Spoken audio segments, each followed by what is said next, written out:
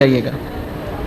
میں انشاءاللہ کوشش کروں گا جو 20 سالوں میں آپ نے سنا ہے نا، جو 20 سالوں میں سنا ہے، اس 20 سال کا خلاصہ آج سنا دوں گا۔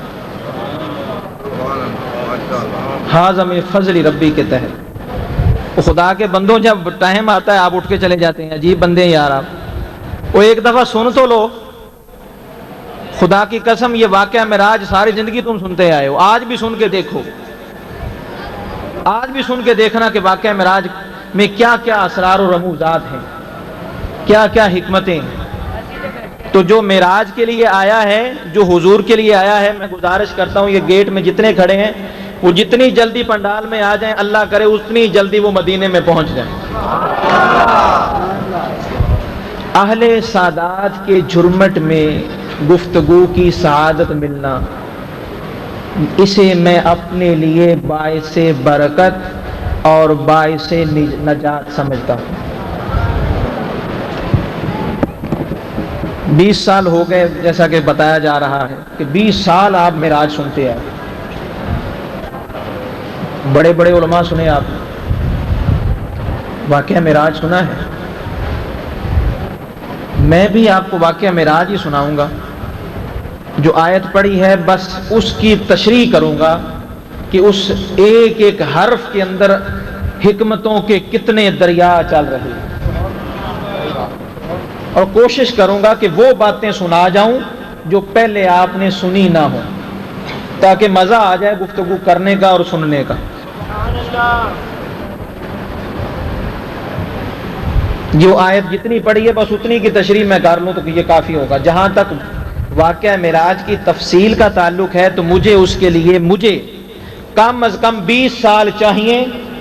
20 سال میں واقعہ معراج مکمل سنا سکتا ہوں۔ ہر سال شب معراج ہو، میرا یہ آپ سے وعدہ ہے، 20 سال بھی آؤں گا تو ہر دفعہ معراج ہی بیان کروں گا، اور نئے موضوعات کے ساتھ، نئے دلائل کے ساتھ بیان کروں گا۔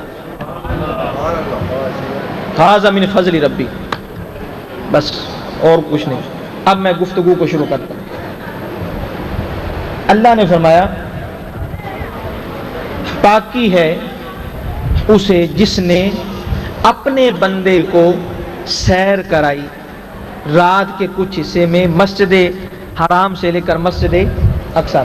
یہ تو آپ نے سنا ہے، سنا؟ اب وہ سنیں جو نہیں سنا۔ اس آیت کا جو آغاز ہے، حضور آپ کی توجہ چاہتے ہیں، اس آیت کا آغاز لفظ سبحان سے کیوں کیا گیا؟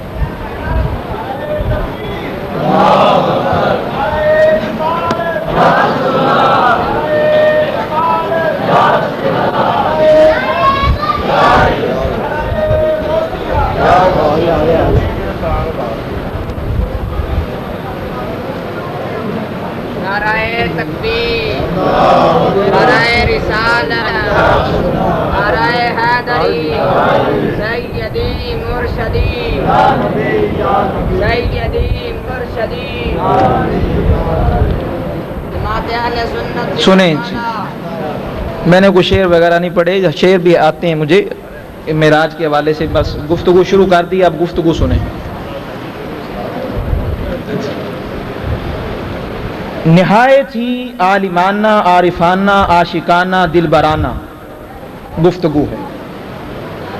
اس سے پہلے بنیادی طور پر حدیث کا ایک حصہ سننے، لکل آیت منہا ظہر و بطن،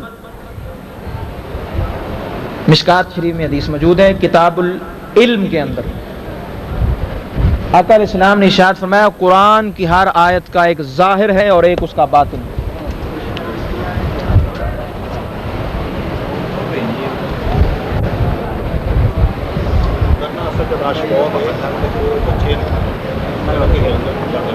صبر بھائی آپ کھڑے ہو رہا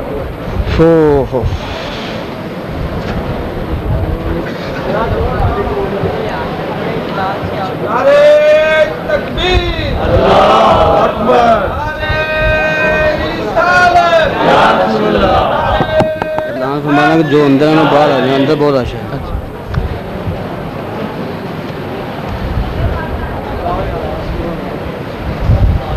قرآن کی ہر آیت کا ظاہر بھی ہے اور اس کا باطن بھی ہے۔ जिन्होंने ने ज़ाहिर को बयान किया वो उलमा कहलाए, जिन्होंने बातिन को बयान किया वो सूफिया कहलाए।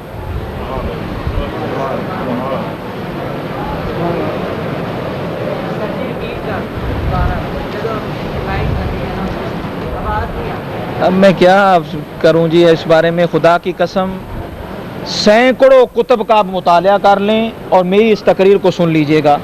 इंशाअल्लाह ये आज की गुफ्तगू सैकड़ों कुतुब जो मेराज के हवाले से आपको उससे बेनियाज कर दे, अल्लाह के फजल करम से। बस सुन ले सही आज आप।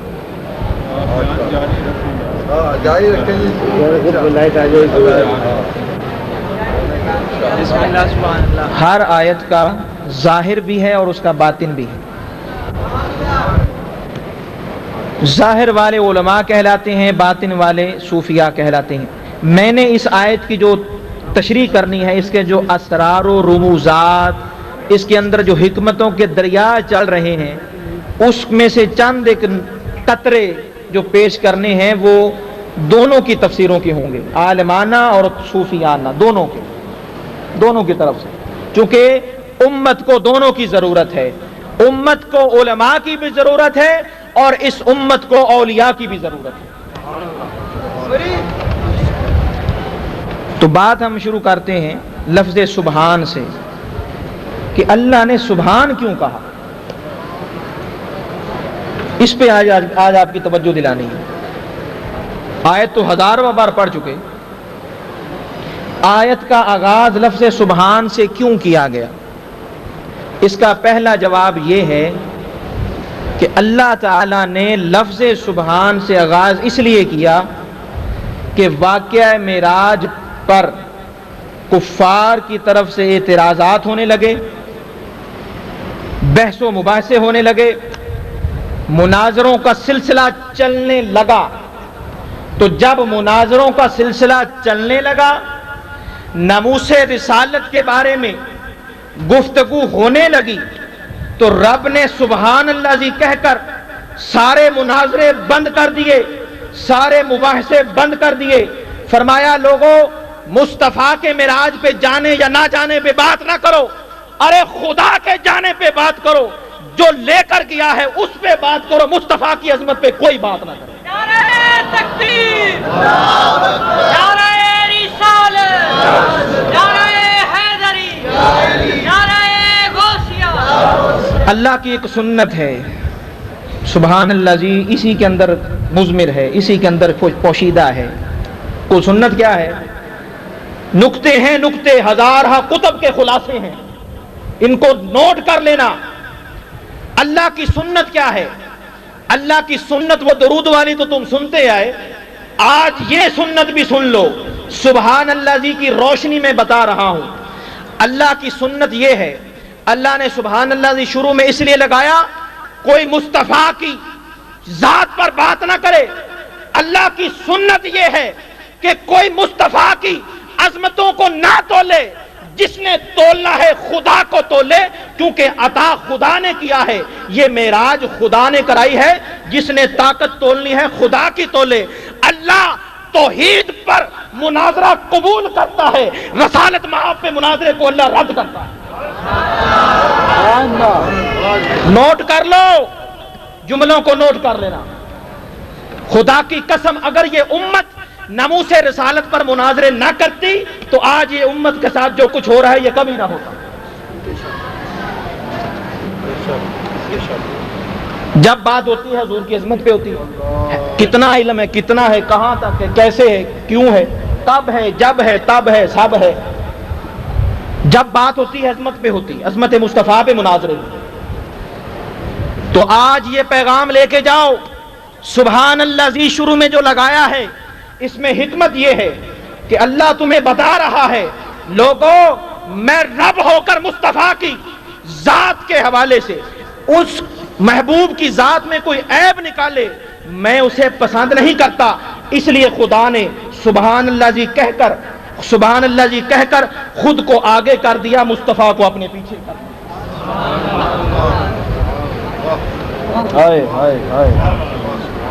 अल्लाह ढाल बन गया मुस्तफा की। اللہ خود ڈھال بنا ہے، تو تمہیں مبارک ہو، آج تم بھی ناموس رسالت کی خاطر ڈھال بنے ہوئے ہو۔ میں تمہیں مبارک دیتا ہوں، تمہیں موت بعد میں آئے گی، تمہاری قبروں میں اجالا پہلے ہو جائے گا۔ یہ باتیں نہیں ہیں، یہ حقیقتیں ہیں۔ فرمایا سبحان اللہ جی۔ تو پہلی حکمت تو یہ ہے۔ دوسری حکمت سبحان اللہ جی کہنے میں دوسری حکمت کیا ہے؟ دوسری حکمت یہ ہے کہ جب آقا علیہ السلام براق پر سوار ہوئے، حضور آقا علیہ السلام جب براق پر سوار ہوئے تو ہمارے ہاں ایک رواج ہے، جب دلہا سواری پر سوار ہوتا ہے تو گھر والے سبحان اللہ کہتے ہیں، دیکھ کے سبحان اللہ کہتے ہیں۔ جب محبوب سوار ہوئے تو صحابہ سوئے ہوئے تھے، رات کا وقت تھا، ماں باپ والدین دنیا سے پردہ فرما چکے تھے۔ یہ عارفانہ عاشقانہ نکتہ ہے۔ جب محبوب علیہ السلام سوار ہوئے تو دل میں خیال آیا، عارفانہ نکتہ، کہ آج سواری پر سوار ہوں، سبحان اللہ کی صدائیں کہاں سے بلند ہوں گی؟ تو اللہ نے کیا کیا؟ محبوب جب سوار ہوئے تو رب نے فرمایا محبوب آج میں تیری عظمت کو وہ بلندیاں عطا کروں گا جہاں ساری بلندیاں نیچے ہوتی ہیں۔ ہاں ہاں، معراج کا مطلب سمجھ لو، 20 سال ہو گئے تمہیں معراج کو سنتے ہوئے۔ معراج کا مطلب کیا ہے؟ بتاؤ مجھے، کوئی کھڑا ہو کے مجھے بتائے معراج کا مطلب کیا ہے؟ ایسی جامع تعریف کر کے مجھے بتائے جس کے اندر ایک ہی لفظ کے اندر حکمتوں کے دریا چل رہے ہوں، کھڑا ہوئے بتائے مجھے۔ تم سمجھ یہ قریب سے علماء صاحب آئے، پتہ نہیں کیا کریں گے، اٹھ کے چلے جاتے ہو، خبر ہی نہیں ہے تمہیں کسی چیز کی، سمجھتے کیا ہو تم؟ عجیب معاملہ ہے یار۔ یا 100 مرتبہ کہہ چکا ہوں پھر بھی کھڑے ہوئے ہیں، یہ کیسے حضور کے عاشق ہیں؟ معراج کیا ہے؟ حضور عرض کر سنیں معراج کسے کہتے ہیں؟ جامع اور جامع تعریف۔ معراج نام ہے بلندی کا، عروج کا۔ اور عروج کسے کہتے ہیں؟ سنو، عروج کہتے ہیں جہاں پہ ساری بلندیاں نیچے رہ جائیں، مصطفیٰ اوپر چلے جائیں، اس کا نام معراج۔ یاد رکھو گے انشاءاللہ کہ واقعہ معراج سنا تھا۔ ابھی تو میں قرآن کی تفسیر کر رہا ہوں، میں حدیث کی طرف تو گیا ہی نہیں، صوفیاء کے اقوال کی طرف تو گیا ہی نہیں، میں نے دیگر کتب کو تو چھیڑا ہی نہیں ہے، صرف سبحان اللہ جی بتا رہا ہوں۔ تو رب نے کیا کیا؟ محبوب جب سوار ہوئے تو رب نے فرمایا محبوب تیری عظمت کو 4 چاند لگاؤں گا۔ یا اللہ کیسے؟ فرمایا جب دنیا والے گھوڑے پہ سواری پہ سوار ہوتے ہیں، سواری پہ سوار ہوتے ہیں تو گھر والے دیگر رشتہ دار سبحان اللہ کہتے ہیں۔ اے محبوب تو آج سوار ہو، سبحان اللہ کی صدائیں ہماری طرف سے بلند ہوں گی۔ اس لیے فرمایا سبحان اللہ جی۔ سبحان اللہ جی کہنے میں تیسری حکمت، تیسرا نقطہ، سبحان اللہ جی کیوں کہا؟ تیسرا نقطہ مطلب کیا ہے؟ پاکی ہے، پاک ہے وہ ہر عیب سے، ہر کجی سے۔ اللہ پاک ہے، پاک ہے۔ اب میں جو لفظ بولنے لگا اس پہ غور کیجئے گا، اللہ پاک ہونے سے بھی پاک ہے۔ ہائے ہائے ہائے، وہ پاک ایسا نہیں ہے، پاک ہونے سے بھی پاک ہے۔ نہیں سمجھے؟ پاک ہونے سے بھی وہ پاک ہے۔ تو اب یہاں پہ اللہ نے اپنا کوئی ذاتی نام، اللہ کا ذاتی نام کیا ہے؟ رب کا ذاتی نام اللہ، وہ نہیں استعمال کیا، سبحان استعمال کیا، جس کا مطلب پاکی کے ساتھ تعلق رکھتا ہے۔ تو تیسری حکمت سبحان اللہ جی کہنے میں یہ تھی، تیسری حکمت یہ تھی کہ جب کوئی صدقے دل سے واقعہ معراج کو شروع کرے گا، اللہ کی پاکی کو بیان کرے گا، رب اس کے دل کو پاک کر دے گا۔ جب دل پاک ہو جائے گا، آگے جتنا پڑھتا جائے گا نور علی نور ہوتا جائے گا۔ صدقے دل سے پڑھ کے دیکھو، صدقے دل سے پڑھ کے دیکھو، خدا کی قسم یاد رکھو، کیا اللہ ہمارے کہنے سے پاک ہوتا ہے؟ بولو۔ تو پھر سوال ہے سبحان اللہ کیوں کہتے ہو؟ جواب کیا ہے؟ جواب یہ ہے، سنو، اللہ ہمارے کہنے سے پاک نہیں ہوتا، لیکن اللہ فرماتا ہے اے بندے جب تو بار بار میری پاکی کا اعلان کرے گا میں تجھے گناہوں سے پاک کر دوں۔ اس لیے فرمایا سبحان اللہ. اب آگے چلوں, اسی پہ رہوں کہ آگے چلوں؟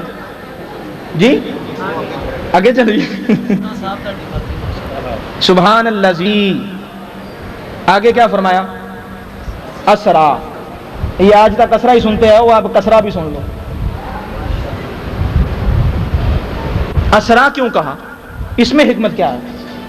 اسرا کہنے میں بھی حکمت ہے. ہر شخص یہ جانتا ہے کہ صوفیہ کے ہر بات میں حکمتیں ہوتی ہیں, تو جن صوفیہ کو جن کے صدقے سے ملا ہے ان کے کلام کے اندر کتنی حکمتیں ہوں. اسرا کیوں کہا سنیں. اسرا مطلب ہم نے سیر کرائی. اللہ نے یہ نہیں فرمایا کہ ہم نے سفر کرایا, کہا سیر کرائی. سیر میں اور سفر میں کوئی فرق ہے؟ بہت فرق ہے. لیکن میں جتنی دفعہ سنتا آ رہا ہوں سارے سفر معراج بولتے ہیں, سیر معراج کوئی نہیں کہتا. ہاں حضور حوالے موجود ہیں, کتابیں موجود ہیں. یہ بس اللہ رسول کا کرم ہے. سارے سفر معراج لفظ بولتے ہیں, سیر معراج میں نے نہیں سنا. اللہ نے سیر کا کہا, سفر کا نہیں کہا. اس میں حکمت کیا ہے؟ پہلی حکمت نمبر 1, سفر میں اور سیر میں فرق کیا ہے؟ سفر میں تھکاوٹ ہوتی ہے, سیر میں تر و تازگی ہوتی ہے. اس لیے فرمایا سیر کرائی. اب دیکھیں کتنا طویل سفر تھا. عام محاورے میں سفر کا لفظ بولتے ہیں, لیکن حقیقت اسرا ہے. حقیقت جو ہے وہ سیر ہے. لفظ سیر قرآن نے عبارت النفس سے جو بات ثابت ہے وہ اسرا ہے. سیر لفظ سفر عام محاورے میں بات بول دیا جاتا ہے, حقیقت سیر ہے. دیکھیں آقا علیہ السلام نے اتنا طویل سفر کیا.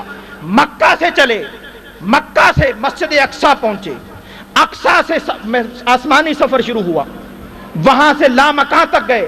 اللہ نے فرمایا سیر کرائی. حکمت کیا ہے؟ اللہ نے تمہیں بتایا ہے لوگوں, آقا نے اتنا طویل سفر کیا پھر بھی تھکے نہیں, تر و تازہ رہے ہیں. اس لیے فرمایا سیر کرائی. سیر میں اور سفر میں دوسرا فرق, سفر جو ہے وہ غیر کی ملکیت پہ ہوتا ہے, سیر اپنی ملکیت پہ ہوتی ہے.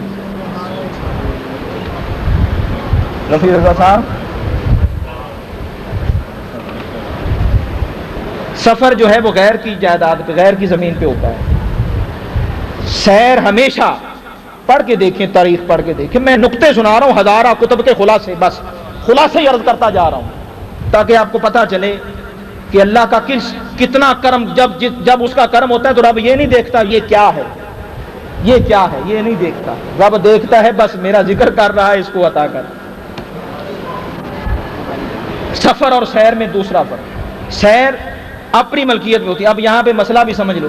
اگر کسی شخص کا 100 کلومیٹر پر باغ ہے اور وہ نکلتا ہے سیر کے لیے, وہ 100 کلومیٹر کا سفر کر لے پھر بھی اس پر مسافر کے احکام جاری نہیں ہوں گے, وہ پوری نماز پڑھے گا کیونکہ اپنی ملکیت میں سفر کیا. جبکہ دوسرا حکم یہ ہے کہ 92 کلومیٹر آج کے حساب سے 92 کلومیٹر سفر کرے, اس پر مسافر کے احکام جاری ہو جاتے ہیں. محبوب علیہ السلام اتنا لمبا سفر کیا, اللہ نے کہا سیر ہے. یا اللہ سفر کیوں نہیں کہا؟ دوسری حکمت سنا رہا ہوں. اس لیے کہ آقا مکہ سے چلے, جہاں تک گئے وہ مصطفیٰ کی ملکیت ہے. ہاں ہاں جہاں تک پہنچے آسمان مصطفیٰ کی ملک ہے. آسمان, فرشتے, حور و غلمان تمام تر تحت و سرا, آسمان سے لے کر فرش, فرش سے عرش, عرش سے فرش, کائنات کا ذرہ ذرہ مصطفیٰ کی ملک ہے. اس لیے فرمایا کہ مصطفیٰ نے سفر نہیں کیا, مصطفیٰ نے سیر کی ہے. حضور جہاں پہنچے ہیں اپنی جگہ پہ پہنچے, اس لیے فرمایا اسرا. آج اخیراں کر دیاں گا میں تہاڈیاں, تسی یاد رکھو گے. 20 سال ہو گئے نا تانوں معراج سن دیا میں. 20 سال ہو گئے. اللہ آج یہاں پہ تو 20 سال ہوئے ہیں. اچھا ماشاءاللہ ماشاءاللہ. اس لیے فرمایا اسرا. اب تیسری حکمت, سفر اور سیر میں تیسرا نقطہ, سفر میں مقصد منزل تک پہنچنا مقصود ہوتا ہے اور سیر میں ہر ایک چیز کو دیکھنا مقصود ہوتا ہے. یاد رکھو گے انشاءاللہ. سفر میں فقط پہنچنا مقصود کیوں ضرور تو یار کسی طریقے پہنچ جاؤں. سیر میں یہ بات نہیں ہوتی. سیر میں یہ بھی دیکھ لیں وہ بھی دیکھ لیں یہ دیکھیں جی وہ دیکھیں. تو محبوب کو فرمایا, محبوب کے لیے فرمایا اسرا, ہم نے سیر کرائی ہے. فقط وہ وہاں پہنچے نہیں, ہر ایک چیز کو تکتے ہوئے. اللہ اکبر. اچھا یہ تکنا کس لیے تھا؟ اس نقطے کو سن لو, ساری زندگی اس نقطے کو جب بھی یاد کرو گے دل میں ٹھنڈک محسوس کرو گے. آقا دیکھتے کیوں گئے؟ کبھی کسی نے توجہ کرائی؟ کبھی ہوئی توجہ؟ کیوں دیکھتے گئے؟ جبریل کو کیوں دیکھا؟ ہاں مسئلہ حل کر دوں اشارے میں. جبریل کو کیوں دیکھا؟ اصلی شکل میں جبریل کو کیوں دیکھا ہے؟ آج سن لو, آج اس بات کو سن لو. حضور جب دیکھتے گئے تو کیوں دیکھتے گئے؟ سنو, آقا اس لیے دیکھتے گئے کہ جس پر مصطفیٰ کی نظر پڑی اللہ نے اس کو بلندیاں عطا فرما دی. آقا شرف دینے کے لیے. ہاں جبریل امین کو جو اصلی شکل میں دیکھا, ارے جبریل تو کب سے, میں اشارہ کر رہا ہوں, علماء مشائخ سمجھ جائیں گے. جبریل تو کب سے تمنا لیے بیٹھا تھا کہ مصطفیٰ مجھے اصلی شکل میں دے کر مجھے نواز دے. ہاں آقا علیہ السلام نے جبریل کو اصلی شکل میں دیکھا تو یہ جبریل کے لیے ایک کمال تھا کہ مجھے آقا نے مجھے اصلی شکل میں دیکھ لیا. حضور سب کو دیکھتے ہوئے, سب کو شرف بخشتے ہوئے, سب کو شرف بخشتے ہوئے تشریف لے گئے. فرمایا محبوب نے اتنا لمبا سفر کیا, تم 200 کلومیٹر سفر کر جو تھک جاتے ہو. محبوب نے اتنا کروڑہ میل کا سفر کیا پھر بھی تھکے نہیں. سیر کی تر و تازہ رہے, گئے بھی آئے بھی تر و تازہ رہے. کوئی نکاہت نہیں آئی, کوئی کمزوری نہیں آئی. اتنا لمبا سفر کیا. فرمایا اثرات, یہ سارا اتنا لمبا سفر تھا پھر بھی اثرات تھا. غور کرو, ساری کائنات سن لو, ساری کائنات چلے, اتنا لمبا سفر کرے تھک جائے گی. محبوب علیہ السلام چلے, تھکے نہیں, تھکاوٹ نہیں ہوئی, تر و تازہ رہے ہیں. اللہ نے تمہیں بتایا کہ نبوت کا کمال تو ایک طرف ہے, یہ جو بشری کمال ہے, یہ جو بشری کمال ہے یہ اس کی شان ہے. کتنا لمبا سفر کیا, تھکاوٹ پھر بھی نہیں. اسرا ہو گیا جی, اسرا ہو گیا. آگے آ جائیں. سبحان اللہ. اسرا بی عبدی ہی کیوں کہا؟ بی عبدی ہی کیوں کہا؟ بی رسولی ہی حبیبی ہی کیوں نہیں کہا؟ آقا علیہ السلام کے ہزار القابات ہیں. آقا کا کوئی بھی صفاتی نام نہیں لیا گیا. بی عبدی ہی, اپنے بندے کو. دو باتیں, اپنا اور بندہ, یہ دو الگ لفظ ہیں, ان کی الگ الگ ڈیفینیشن ہے, الگ الگ اس کی تعریف ہے. ہاں یہ جو لفظ اپنا ہے نا اس میں خاص ہے, خاص میں اپنا ہے. نہیں بلکہ سمجھیں, اپنے میں خاص ہے. یہ جو لفظ خاص ہے نا یہ اپنے کے اندر چھپا ہوا ہے, اپنے بندے کو. رسولی ہی حبیبی ہی کیوں نہیں کہا؟ اس کی پہلی حکمت. بی عبدی ہی کیوں کہا؟ حکمت نمبر 1, اس لیے کہا کہ یہ جو لفظ ہے نا رسول, مدثر, مزمل, یہ آقا کے عہدوں کے نام ہیں, قانونی نام ہیں, دفتر میں دربار میں بولے جانے والے نام ہیں. جب بندہ دفتر میں جاتا ہے نام اور ہوتا ہے, جب بندہ گھر میں جاتا ہے نام اور سے پکارا جاتا ہے. مصطفیٰ کریم علیہ السلام جب دنیا میں آئے تو اور ناموں سے پکارے گئے, جب رب کی طرف گئے, اصلی گھر کی طرف گئے تو اصلی نام سے پکارا گیا. بھی اب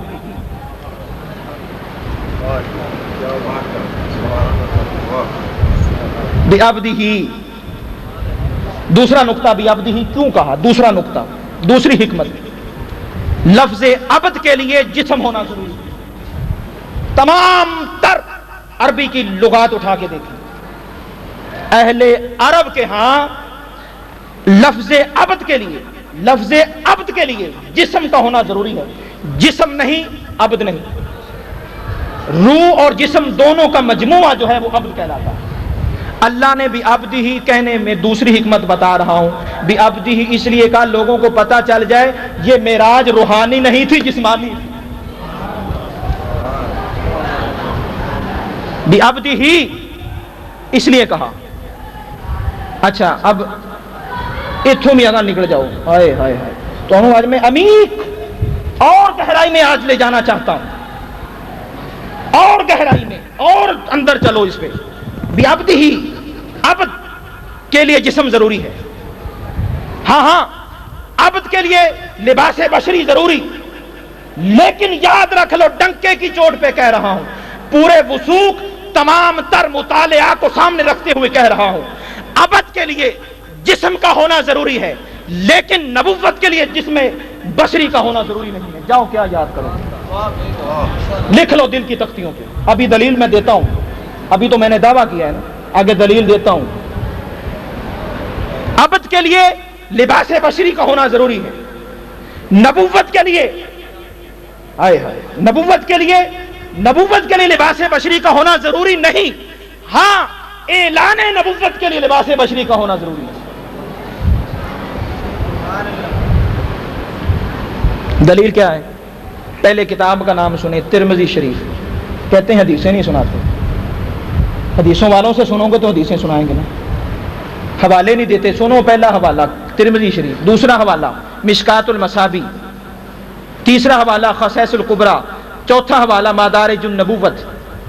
تمام تر محدثین نے مختلف طرق کے ساتھ اس حدیث کو نقل کیا۔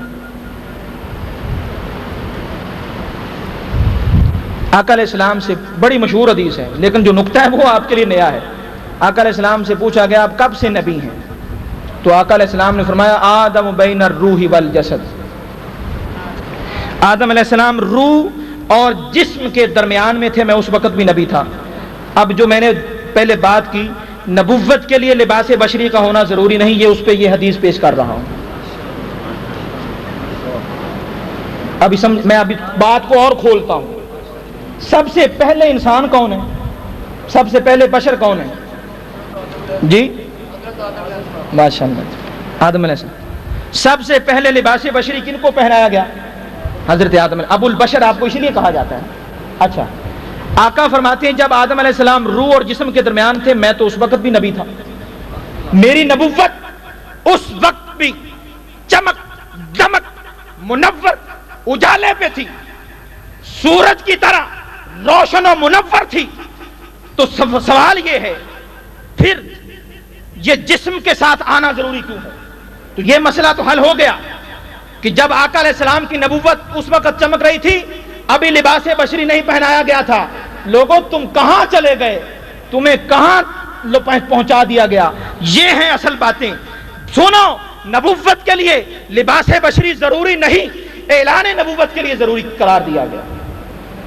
اب یہ اعلان کے لیے کیوں ضروری قرار دیا؟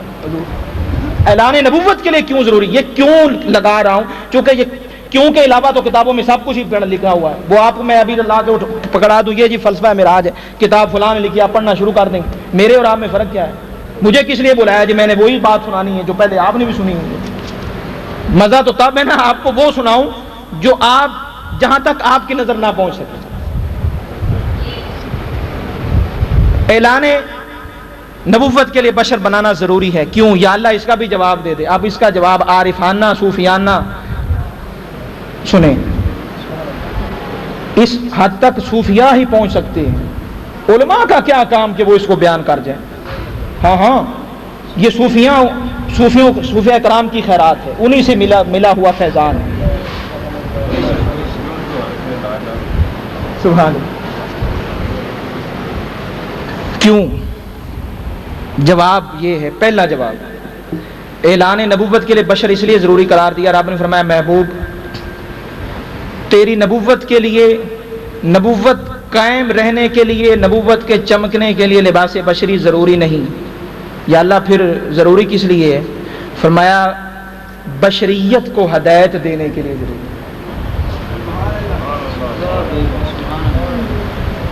لباس بشری کیوں پہنا؟ جواب یہ ہے اس لیے پہنا، توجہ سے سن لو، لباس بشری میں حضور اس لیے آئے امت کو پتا چل جائے کہ ایک بشر کو کس طرح کا ہونا چاہیے، امت کو پتا چل جائے ایک انسان کو کس طرح کا ہونا چاہیے، ایک بندے کو کس طرح رب سے مانگنا چاہیے۔ اللہ نے فرمایا محبوب یہ دنیا نہیں جانتی رب سے کیسے مانگا جاتا ہے، اے محبوب تو ہاتھ اٹھا کے ان کو بتا دے ایسے مانگا جاتا ہے۔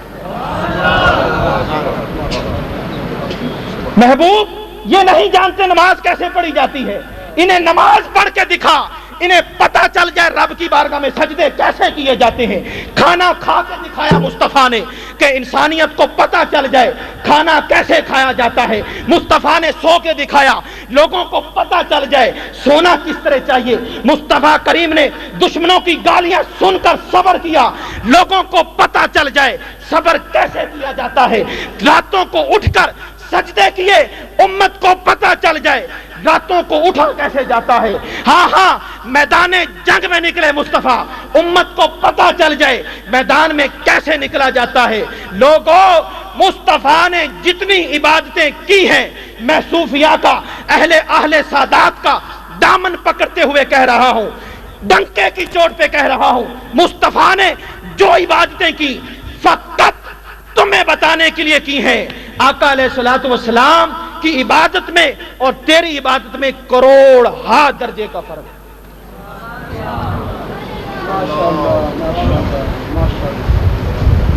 فرق کیا ہے؟ ایک فرق سن لو، تم نماز پڑھو تمہیں ناز ہے، حضور توجہ نکتہ، تم نماز پڑھو تمہیں ناز ہے، سنو مصطفیٰ نماز پڑھے نماز کو ناز ہے۔ آقا کعبے کو دیکھے کعبے کو ناز ہے کہ مجھے مصطفیٰ نے دیکھا، تم کعبے کو دیکھو تمہیں ناز ہوتا ہے۔ ہاں تم روزہ رکھو ناز ہے جی میں نے روزہ رکھا، آقا روزہ رکھیں روزہ ناز کرتا ہے لوگوں مجھے مصطفیٰ نے رکھا۔ سبحان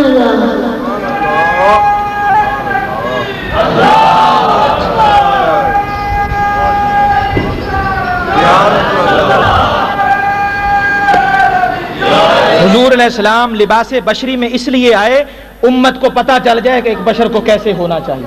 ہائے ہائے ہائے، اسی ایک بات میں ساری باتیں کہ ایک بشر کو کیسے ہونا چاہیے، اس لیے فرمایا بعبدہ، اپنے بندے۔ تو بعبدہ کہنے میں چوتھی حکمت، تین ہوگی ضرور، بعبدہ کہنے میں چوتھا نقطہ کیا ہے؟ میں جتنی آیت پڑھی وہاں تک ہی جاؤں گا، دعا کریں کہ وہاں تک میں پہنچ جاؤں، کہیں بات لمبی نہ ہو جائے، یہ صبح ہی نہ ہو جائے۔ بعبدہ کہنے میں چوتھی حکمت، حضرت عیسیٰ علیہ السلام آسمانوں پر اٹھائے گئے، لوگوں نے ابن اللہ کہنا شروع کر دیا، اللہ کا بیٹا کہنا شروع کر دیا۔ اللہ نے محبوب کو تو لامقام پہ بلانا تھا، تو بعبدہ اس لیے فرمایا لوگوں سن لو، آقا لامقام تک گئے مگر عبدیت کا تاج آپ کے چہرے پہ بندھا رہا، آپ کے ماتھے پہ عبدیت کا تاج اترا نہیں ہے، وہ آپ کے سر پہ رہا ہے۔ بعبدہ کہہ کر شرک کو ختم کر دیا کہ لوگوں مقام سب سے بلند ہے مگر خدا نہیں ہے، خدا پھر بھی نہیں ہے، بعبدہ ہی ہے، اس لیے فرمایا بعبدہ۔ بعبدہ ہی اپنے خاص اپنے بندے، تو شرک کے خاتمے کے لیے بعبدہ ہی بول دیا۔ اب یہ عبد پہ میں نے بات کی، اپنے پہ اب سننے ایک نقطہ کہ اپنا بھی کہا، بعبدہ ہی اپنا، یہ اپنا کیوں کہا؟ کیا دوسرے اللہ کے نہیں ہیں؟ ہم بھی کہہ دیتے ہیں ہم بھی اللہ کے ہیں، لیکن یاد رکھو تم کہنے سے اللہ کے نہیں بن سکتے۔ ہاں مجھے وہ باتیں نہیں آتی کہ آپ کو ایک منٹ میں بتا دوں بس یہ کر لو سیدھی جنت ہے۔ آج امت کا بیڑا ہی کر کسی لیے ہوا ہے، افراط و تفرید کی امت شکار ہو گئی، کسی کو بڑھا دیا تو کسی کو گھٹا دیا، توازن قائم نہیں رہا، امت کے اندر فتنہ فساد شروع ہو گیا۔ مسئلے کی شرعی حقیقت کو سمجھتے نہیں، مسئلے کی نوعیت کا علم نہیں ہوتا، بات شروع کر دیتے ہیں، احکام شرع کا پتہ ہی نہیں کہ اس مسئلے کا دین کے اندر درجہ کیا ہے، فرض کو مستحب قرار دیتے ہیں، مستحب کو فرض قرار دے دیا۔ ہر بات کے اندر حکمت ہے، اپنا کیوں کہا؟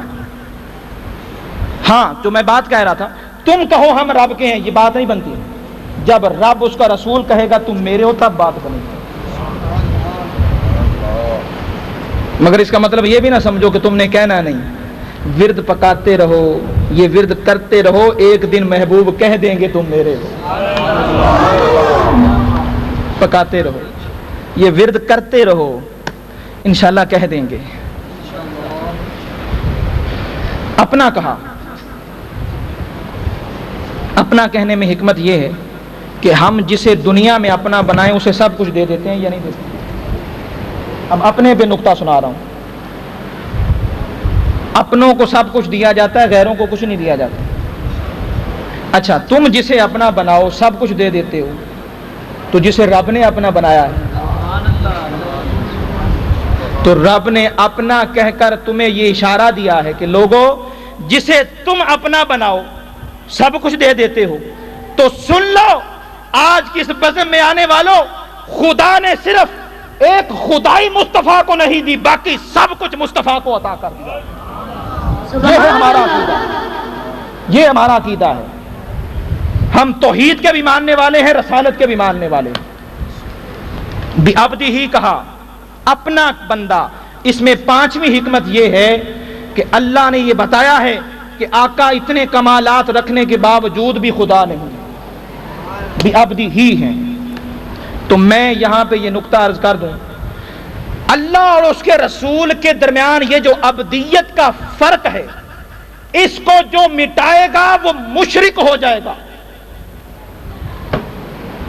اور جو شخص اس کے علاوہ کوئی اور فرق ڈالے گا وہ کافر ہو جائے گا۔ اوئے ہوئے اللہ، نہیں سمجھے بات، نہیں سمجھے لگتا، دوبارہ سناؤں۔ اللہ اور اس کے رسول کے درمیان یہ جو مخلوق کا فرق ہے کہ وہ خدا ہے یہ مصطفیٰ ہیں، مخالق یہ مخلوق، یہ فرق رکھنا ضروری ہے۔ اس کے علاوہ کوئی اور فرق ڈالنا یہ کفر ہے۔ اب اس کی تھوڑی سی وضاحت کر دوں۔ وضاحت یہ ہے جو خدا کی رضا ہے وہی مصطفیٰ کی رضا ہے۔ رضا میں، محبت میں، ادب میں، عشق میں، عقیدت میں، محبت میں، الفت میں، اطاعت، پرہیزگاری، تقوی، اجتناب، تمام تر معاملات میں خدا اور مصطفیٰ ایک ہیں، بس ایک عبدیت کا فرق ہے، باقی نہ خدا اور رسول میں کوئی فرق نہیں، کوئی سارے فرق مٹ گئے، اللہ نے سارے فرق ہی مٹا دیے۔ اس لیے فرمایا بعبدہ ہی، بس آج یہ عقیدہ بنا لو، حضور کو صرف خدا نہ کہنا، خدا کے علاوہ حضور کی شان میں جو بھی کہہ دو گے کم ہے۔ بعبدہ ہی، خدا نہ کہنا، خدا کے علاوہ جو کہہ دو گے شان میں کہہ دو کم ہے، کم ہے۔ سبحان اللہ ذی اسریٰ بعبدہ، آگے کیا ہے؟ لیلا۔ لیلا کیا ہے؟ اس پہ بھی آپ بات آج کر لینا۔ لیلا کی جو کہا کہ رات کو سیر کرائی، یا اللہ دن کو کیوں نہیں کرائی؟ رات اور دن میں بھی فرق ہے یا نہیں جی؟ فرق ہے نا جی۔ لیلا اس لیے کہا، پہلا نقطہ سمجھ لو، دن سے رات افضل ہے۔ جتنا بندے کو رات میں نوازا جاتا ہے اتنا دن میں نہیں نوازا جاتا۔ صوفیہ کرام موجود ہیں، اہل سداد موجود ہیں، اولیاء کے نصاب میں یہ بات شامل ہے کہ راتوں کو اٹھنا ان کا معمول ہے، تصوف کی بنیادی شرط ہے۔ تو سن لو، ہزارہا ایسے طالب ہوئے جو راتوں کو اٹھا کرتے تھے، راتوں کو اٹھتے اٹھتے طالب سے مطلوب بن گئے، محب سے محبوب بن گئے، عاشق سے معشوق بن گئے۔ تو رات کو سیر کرائی یہ بتانے کے لیے کہ لوگوں تم بھی راتوں کو اٹھنے والے بن جاؤ۔ آج میں پیغام دے رہا ہوں آپ کو، اگر جلدی منازل طے کرنا چاہتے ہو، اور یہ ہر شخص یہ کہتا ہے جی ٹائم بھی تھوڑا لگے اور شارٹ کٹ راستہ ہونا چاہیے، ٹائم تھوڑا لگے مل زیادہ جائے، تو سن لو کیسے ملے گا۔ راتوں کو اٹھنے والے بن جاؤ، تھوڑے وقت میں بہت زیادہ مل جائے گا۔ یہ شب بیداری ایسے نہیں ہو رہی، اس کے اندر یہی راز ہے۔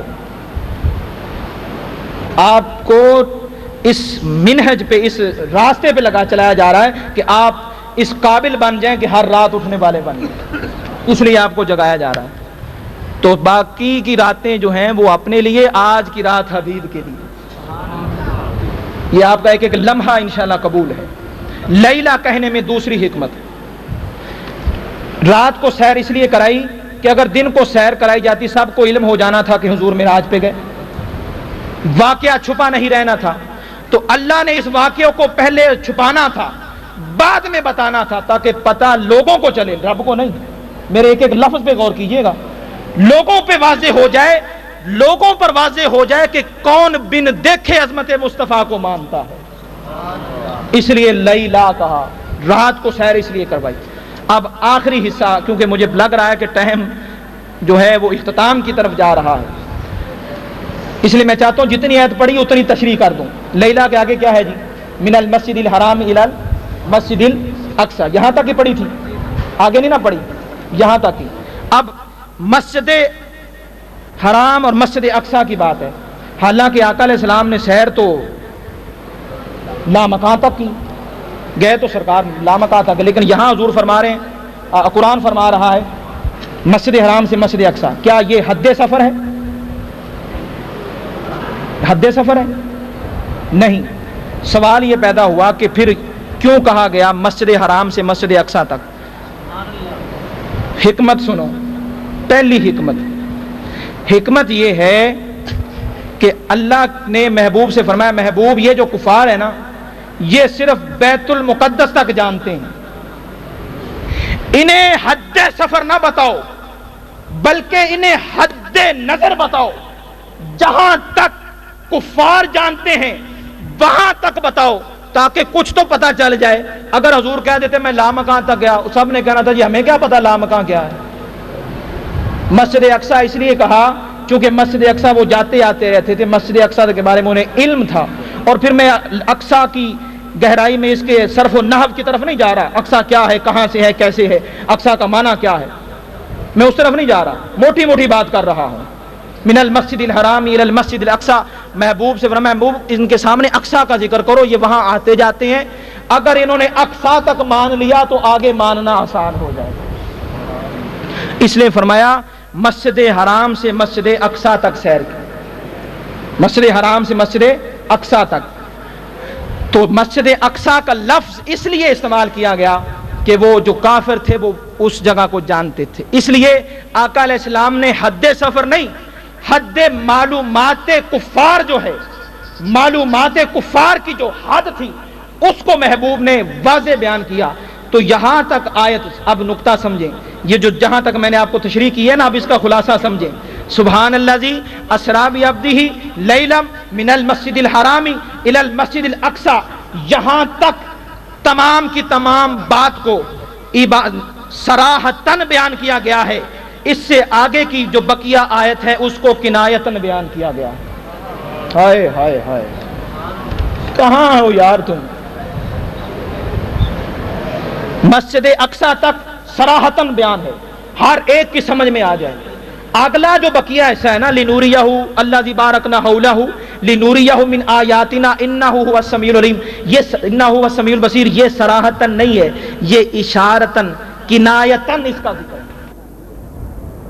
تو جنہوں نے ابھی تک صراحت کو نہیں سمجھا وہ اشارتاً اور کنایتاً کیا سمجھیں گے؟ جو صراحتاً نہیں سمجھ سکے وہ اشارہ اور کنایا کیا سمجھیں گے؟ تو میں اچھا یہ سمجھ کی آج سمجھ کا بھی روڑا نکال دوں میں۔ آج یہ خوشی میں پنجابی کے لفظ نہیں کر رہے ہیں، خوشی میں، خوشی کے اندر نہیں کر رہے ہیں، سمجھ آج سمجھ کا بھی مسئلہ حل کاری دوں میں۔ کہتے ہیں جی سمجھ نہیں آتی، کیا یاد کرو گے آپ بھی؟ سمجھ کے بھی سن لو، آقا کی عظمت سمجھ میں آ ہی نہیں سکتی۔ لو میں روڑا ہی مکاتا جی، وہ کیا روڑا نہیں، دلیل ہے جی میں دینی ہے۔ آقا کی عظمت سمجھ میں آ ہی نہیں سکتی، لو تھوڑا سارا میں حل کر دیتا جی۔ کیوں تسی کہندے جی سمجھ نہیں آتی؟ سمجھ کی گل آئی نہیں ہے، کیوں؟ دلیل سنیں، دلیل یہ ہے، بڑی آسان دلیل دینے لگا ہوں، مشکل نہیں، آسان، بڑی سہل۔ حضور کی ذات معجزہ ہے، اور معجزہ کی ڈیفینیشن جو ہے وہ آپ سمجھ لیں، ہائے ہائے ہائے،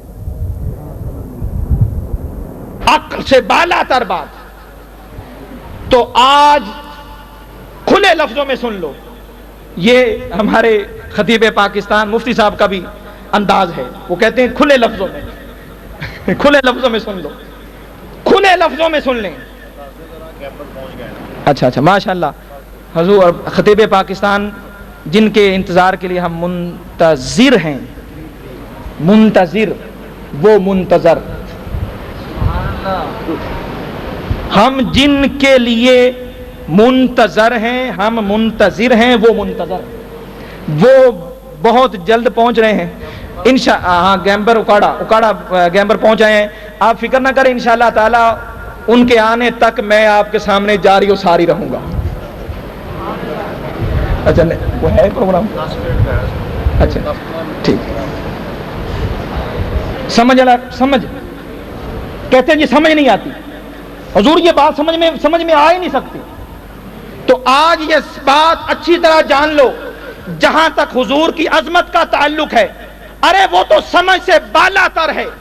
دین کا ہر مسئلہ، دین کی ہر بات سمجھ میں آ سکتی ہے، لیکن مصطفیٰ کی عظمت، حضور کا مقام عقل سے، فہم سے، سمجھ سے بالا تر ہے. اس لیے فرمایا کہ یا ایھا الناس قد جاءکم برہان من ربکم وانزلنا الیکم نورا مبینا. ہم نے تو انہیں برہان بنایا ہے، برہان معجزہ ہے، تو معجزہ سمجھ سے بالا تر ہے، اور یہ واقعہ معراج عقل سے بالا تر ہے، اس لیے یہ سمجھ میں آئی. اس کو مفتی صاحب بھی ماشاءاللہ 5 منٹ میں پہنچنے والے ہیں. آپ مطمئن رہیں، بس 5 منٹ کے بعد حاضری میری آپ سے جو ہے اور بظاہر رخصتی ہونے والی ہے. اب میں جتنی آیت بتائی ہے اس کا خلاصہ سن لیں اور بات ختم. خلاصہ کیا ہے؟ خلاصہ 2 باتیں. کتنی؟ 2 باتیں. پہلی بات تو یہ ہے کہ اللہ یہ چاہتا ہے کہ ہر مومن، ہر مسلم، ہر عاشق رسول ایسا بنے کہ کوئی اس کے نبی پر اعتراض نہ کرے. یہ پیغام لے جاؤ آج کی محفل میں. جب رب بے نیاز ہو کر حضور کا دفاع کر رہا ہے کہ کوئی حضور کی ذات پہ بات نہ کرے، اور تم ایسے ہو، تم کیسے مسلمان ہو، کیسے عاشق رسول ہو؟ میں نے اس پر بھی ایک موضوع تیار کیا ہے، عاشق رسول کون ہے، یہ پھر کبھی سناؤں گا. عاشق رسول کون، اس پر میں نے کافی دلائل قائم کیے، سنو گے تمہیں پتہ ہوش آئے گا. عاشق رسول ہم کسے سمجھتے ہیں، یا ہم جو عاشق رسول کے دعوے کرتے ہیں یہ کیا یہ عاشق ہوتے ہیں یا وہ عاشق ہوتے ہیں جن کے دلائل میں نے قائم کیے. تو میرا پیغام آپ سے یہ ہے، خدارا ایسے حضور کے غلام بنو کہ کوئی تمہارے نبی پر اعتراض نہ کرے. کوئی یہ نہ کہے کہ دیکھو کس نبی کے امتی ہیں، کام کس طرح کے کرتے ہیں. لہذا حضور کے ایسے غلام بنو، ایسے حضور کے غلام بنو کہ جس گلی سے گزرو لوگ کہیں حضور کا غلام آ رہا ہے. تو میں تمہیں یہ بتا دوں، آپ کو یہ بتا دینا چاہتا ہوں، خدا کی قسم اللہ نے جو عقیدہ آپ کے سینے سنی کو دیا ہے یہ پوری کائنات میں بکھرا ہوا ہے. ہاں بس کمی ہے تو ایک عمل کی کمی ہے، عمل کی کمی کو دور کر لو، تم سے بڑا کوئی اللہ کا ولی نہیں ہے. افسوس یہ کچھ خدمت والے بن گئے، کچھ ادب والے بن گئے. خدمت بھی ضروری ہے، ادب بھی، ادب تم میں ہے، خدمت والے بن جاؤ. پوری کائنات میں چمک دمک تمہارے عقیدے کی ہے. میں تو برملا کہتا ہوں، میرے استاد محترم ڈاکٹر محمد اشرف آصف جلالی صاحب کے اشعار ہیں. آپ یہ کہتے ہیں، کیا فرماتے ہیں؟ خدا کی قسم اللہ نے جو عقیدہ آپ کے سینے سنی کو دیا ہے یہ پوری کائنات میں بکھرا ہوا ہے، یہ پوری کائنات میں بکھرا ہوا ہے. گلستان کے پھول میں مہک تیرے عقیدے کی ہے، سمندروں کی لہر میں صداقت تیرے عقیدے کی ہے، ستاروں کے اندر چمک تیرے عقیدے کی ہے.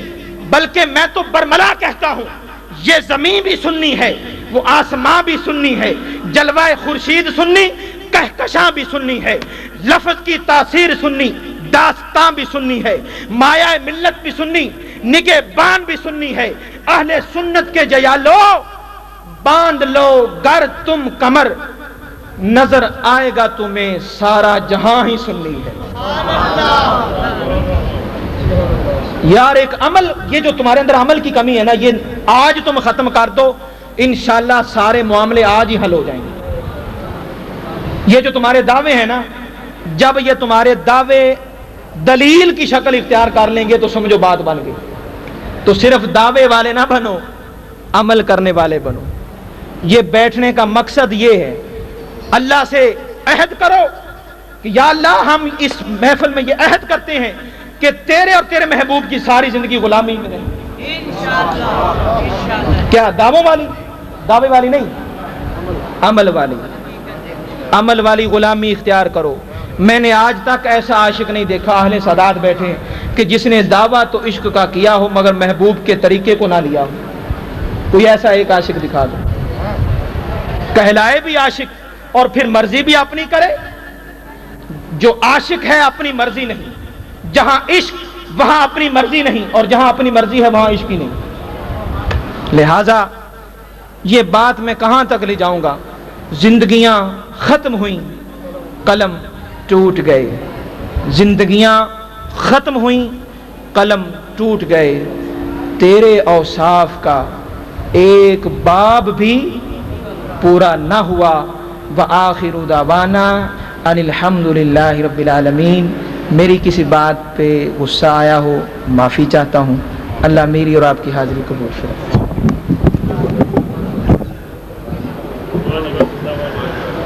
हज़रात ज़ीवकार, मुफ्ती साहब ये पुल के करीब तशरीफ़ ले आए हैं। वो बाहर दोस्त जो है, एक दो शफी भाई, ये 2-3 दोस्त भेज दे बाहर मंडी के बाहर। हज़रात हमने कभी फरार नहीं लगाया आप लोगों के साथ। असल में बात यह है कि ये रात बड़ी अहम रात है। इसमें मुफ्ती साहब खुद मजबूर थे, उन्होंने काढ़ा तो ज़रूर आना है, लेकिन वो आरफ वाले से तकरीर करके अब वो इस पुल के करीब पहुंच गए। उन्होंने फ़ोन किया है कि बाहर बंदे भेज दो ताकि मैं असम का आ जाए अंदर। तो हजूर किबला पीजी सरकार भी तशरीफ़ फरमा है। मुफ्ती साहब आएंगे ना जब, तो आपको फिर मिल के चले जाना। ये उनकी बड़ी चाहत होती है। किबला मुफ्ती साहब ने मुझे खुद फरमाया था कि वो पीस जो पीस आपका नाम लेकर के उनको ज़रूर बुलाना है। तो वैसे हमने तो आपको हमने तो आपके खिदमत में अर्ज़ करना ही होता है, वो ना भी फरमाए तो, लेकिन उनकी भी चाहत है।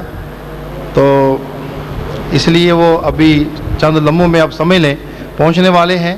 तो उतनी देर में हमारे भाई ग़ुलाम मुस्तफ़ा फरीदी साहब, खतीब आज़म जामिया मस्जिद गुलरेज कॉलोनी, ये नात शरीफ पढ़ेंगे। अब खताब तो शद मत बोले, सद्दीक से पूछा, सदाकत बोली, फारूक से पूछा, अदालत बोली, उस्मान से पूछा, सखावत बोली, हैदर से पूछा, शजाअत बोली।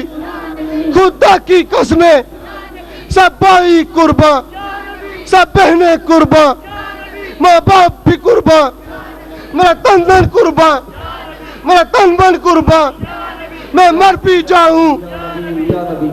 नारे तकबीर। आप जानते हैं कि मुफ्ती साहब हमारे दरमियान तशरीफ फरमा है और इनका जज्बा जो है ना वो आप सब जानते हैं ना। तो इनके जज्बे के लिए ये ना समझे कि ये लोग सो गए हैं। इनको इस बात का यकीन दिला दीजिए कि हमारे ईमान अंदर दिलों के अंदर जो ईमानी जज्बा है, जो मोहब्बत रसूल का जज्बा है, वो कायम है। नारे तकबीर। नारे रिसालत,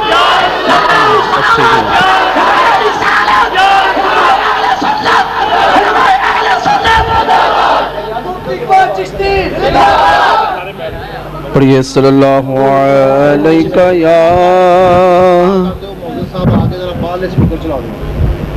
हज़रत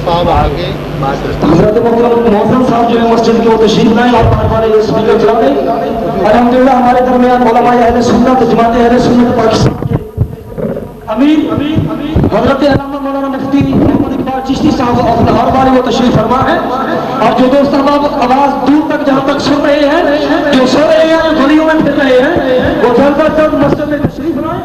ان کا خطاب شروع ہونے سے پہلے تاکہ جتنی بھی خالی جگہ ہے وہ کورنگ ہو جائے. اوپر والے اسپیکر جو مہربانی کر کے چلا دی جائے. محبت سے درود پاک پڑھیے صلی اللہ علیہ یا رسول اللہ. مل کے پڑھ لیجیے وسلم علیہ یا حبیب اللہ. مل کے ذکر کیجیے اللہم صلی علی سیدنا و مولانا محمد. اللہم صلی علی سیدنا و مولانا محمد وعلی آلہ وصحبہ وبارک وسلم. اللہم صلی علی سیدنا. لجپال جدارک والا ہے ان کون مٹاون والا ہے. لجپال جدارک والا ہے ان کون مٹاون والا ہے. ساڈی اس سونے نال لگ گئی ہے جیڑا توڑ نبھاون والا ہے. ساڈی اس سونے نال لگ گئی ہے جیڑا توڑ نبھاون والا ہے. اللہم صلی علی سیدنا و مولانا محمد. اللہ دل یاد لئی بنایا ہے تعریف لئی زبان. دل یاد لئی بنایا ہے تعریف لئی زبان. وکیاں بنایا سونے دے دیدار واسطے. اللہم صلی علی سیدنا و مولانا. سب سے اعلیٰ ہو اولا ہمارا نبی, سب سے بالا ہو اعلیٰ ہمارا نبی. اپنے مولا کا پیارا ہمارا نبی, اپنے مولا کا پیارا ہمارا نبی. دونوں عالم کا دولا ہمارا نبی. اللہم صلی علی سیدنا.